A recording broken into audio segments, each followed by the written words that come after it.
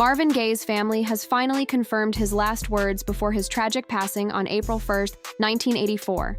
And you won't believe what he said to his own brother as he lay dying that cold Sunday morning. So, take a seat, and let's dive into it.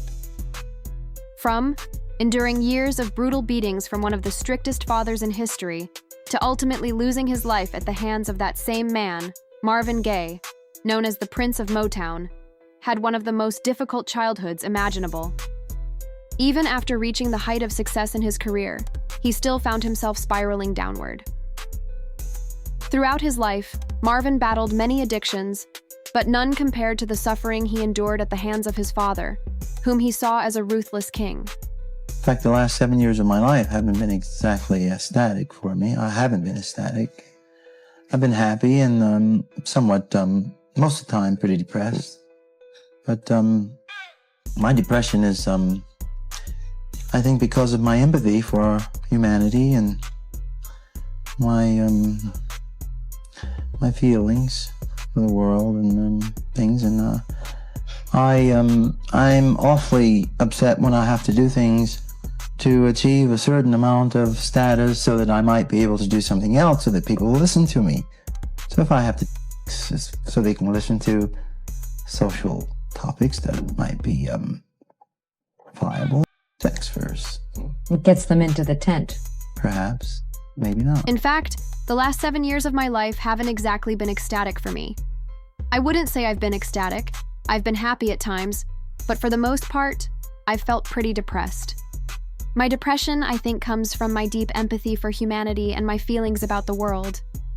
It really upsets me when I have to do certain things just to reach a level of status, simply so I can use that platform to talk about more meaningful issues. It's frustrating to play the game just so people will listen when I want to discuss important social topics. But if that's what it takes to get them into the conversation, then maybe it's worth it. I read in an article that you once seriously thought or tried to commit suicide. Well, yeah, I was a manic depressant. I was at my lowest ebb. And I really didn't feel like I was loved. And because I didn't feel loved, I felt useless. I read in an interview that you once seriously thought about or even attempted to take your own life. Well, yeah, I was manic depressive.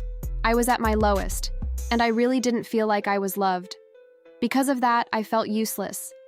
However, things took a turn for Marvin when his next record, Midnight Love, featuring the hit song Sexual Healing, sold over 2 million copies in the United States, giving him a massive financial comeback.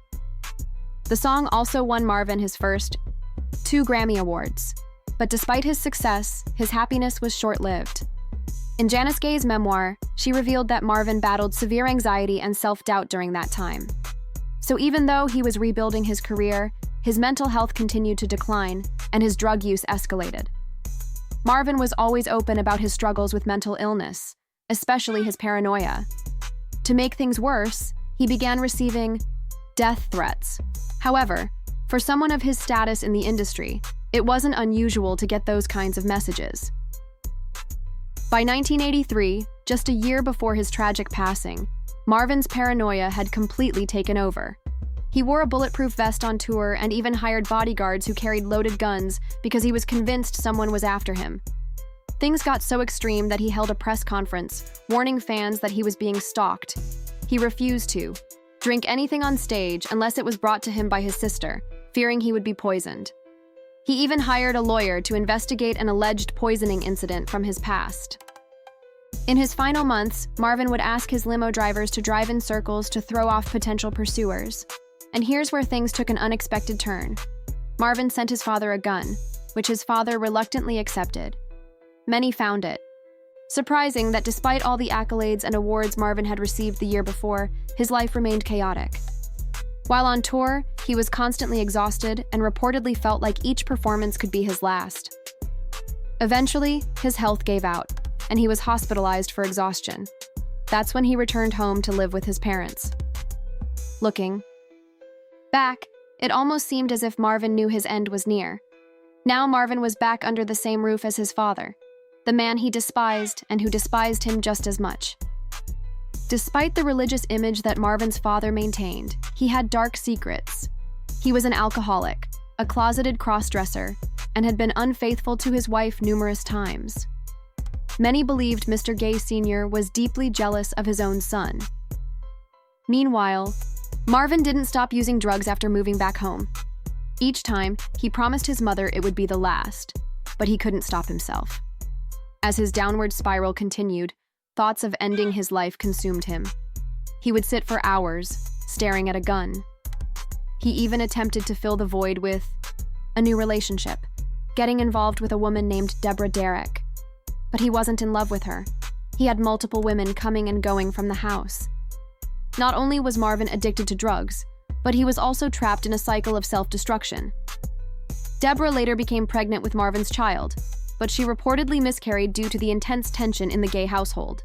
Just days before his tragic death, Marvin attempted suicide again, this time by jumping out of a speeding sports car. Miraculously, he survived with only minor injuries. The day Marvin died started like any other heated day in the Gaye household. His father was angrily searching for an insurance letter, shouting at his wife, who was tending to Marvin. When Marvin stepped in to defend his mother, his father became even more enraged. The argument quickly turned violent, and Mr. Gaye left the room, only to return moments later with a gun.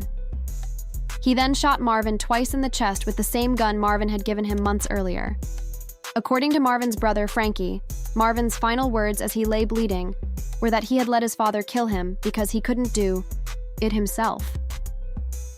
As for Mr. Gaye, he later claimed he thought the gun was loaded with BBs and didn't realize it was a real weapon. Marvin tragically passed away just one day before his 45th birthday. His father was arrested and charged with manslaughter, but after being diagnosed with a brain tumor, he was moved to a nursing home, where he eventually passed away.